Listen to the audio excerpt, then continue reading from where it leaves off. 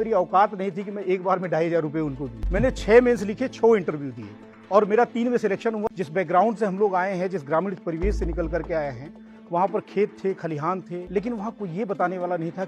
नमस्कार दोस्तों, मैं हूँ प्रताप गोपेन्द्र, 2012 बैच का उत्तर प्रदेश कैडर का आईपीएस अधिकारी। जब मैंने प्री क्वालिफाई कर लिया और मेंस दिया, संयोग अच्छा था, मेंस भी क्वालिफाई कर गया। पहली बार मुझे इंटरव्यू का मौका मिला। अब इंटरव्यू की तैयारी कैसे करें? इलाहाबाद हम लोगों के लिए तो दिल्ली बहुत बड़ी चीज़ थी। ऑटो से जब हम उतरे लोधी मार्ग पे यूपीएससी के इंटरव्यू के लिए, तो वहाँ देख रहे हैं कि बड़ी-बड़ी गाड़ियों से, लग्जरियस गाड़ियों से लोग चले आ रहे हैं।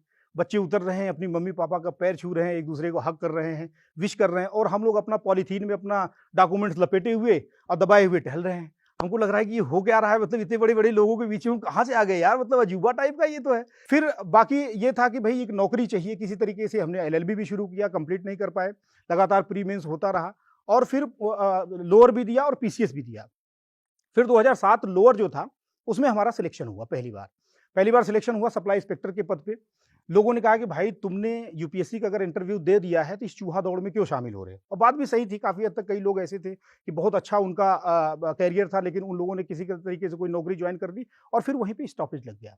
तो मैंने कहा कि भाई देखो, अब मेरे लिए ये बर्दाश्त के बाहर है कि मैं अपने घर वालों से एक भी रुपया लूँ।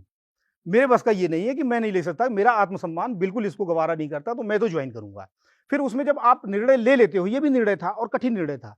जब आप निर्णय ले लेते हो तो लोग सपोर्ट करने लगते हैं। फिर मैंने कुछ लोगों से पूछा, तो उन्होंने उसके पॉजिटिव साइड बताया कि भाई आप ज्वाइन करोगे, नई जगह पे जाओगे, नई चीज़ें सीखोगे, बहुत सारे लोग आपके संपर्क में आएँगे, यू विल ग्रो। तो मैंने फिर ज्वाइन किया। मेरी पोस्टिंग बनारस में हुई।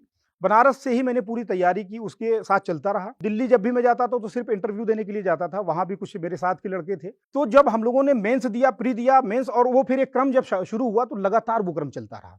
जो एक ग्रुपिंग हुई, जो एक ग्रुप बना, 7-8 लोगों का ग्रुप था और मैं बताऊँ कि उस 7-8 लोगों में सारे लोग सेलेक्ट हो गए हैं। सफलता का स्वाद जो होता है ना, और वो भी जब लंबे संघर्ष और असफलता के बाद आपको मिलता है, तो उसका रस, उसका स्वाद और बढ़ जाता है। जब आप तीखे के बाद मीठा खाते हो ना, तो उसका स्वाद ज़्यादा अच्छा लगता है। फिर यूपीएससी उसके बाद भी मैंने दिया, एक इंटरव्यू और दिया, उसमें भी असफल रहा और मतलब मुझे लग रहा है मैं सारे फॉर्मेट में असफल भी रहा, फेल भी हुआ और सारे फॉर्मेट में सफल भी रहा। मतलब लोअर में भी मेरा सिलेक्शन हुआ, पीसीएस में भी मेरा सिलेक्शन हुआ और फिर फाइनली यूपीएससी में मेरा सिलेक्शन हुआ।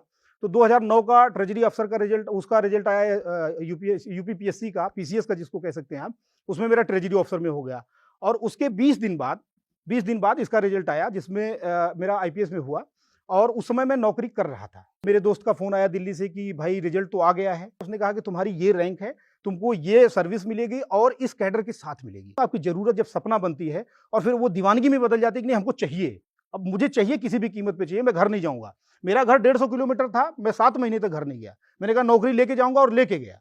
और जब ये चीज़ आ जाती है ना, तो आप किसी को रोक नहीं सकते हो। पूरा ब्रह्मांड जो कहते हैं ना कि षड्यंत्र करने लगता है, कॉन्स्पिरेसी करने लगता है आपके लिए, वो होता है। तो लास्ट लाइन अपनी जो मैं क्लोजिंग लाइन हमेशा कहता हूँ कि क्रिया सिद्धि सत्त्वे भवति महतो नानुपकरणे।